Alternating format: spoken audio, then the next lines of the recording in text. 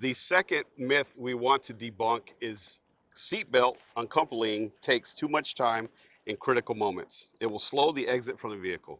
In this scenario, we have a suspect that is wanted for a felony warrant. He will exit his vehicle firing at the officer.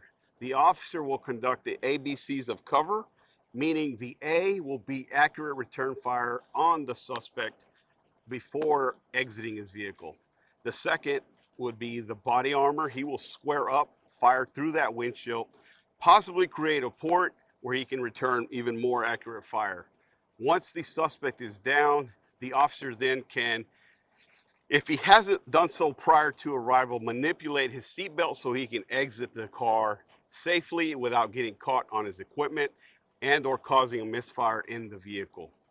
He will exit the vehicle with a low or sole carry and or a high port carry, exit to the back of the vehicle, and then he will use the vehicle as intermediate barrier to provide himself cover, not crowding his cover, providing 4 to 6 feet from the cover, and it will look something like this.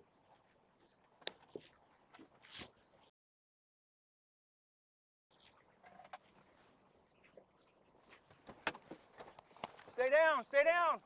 The officer will provide Dispatcher, the got commands shots to fired. the What's going on, subject. suspect down? He, in his mind, will be going through a sim. He will provide security on that suspect. He will have an immediate action plan, and he will provide medical once he reports his LCAN.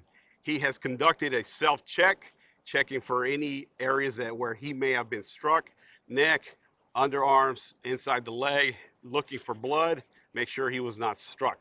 He will then provide an LCAN to dispatch, giving his locations, conditions, actions needed, and any medical needed.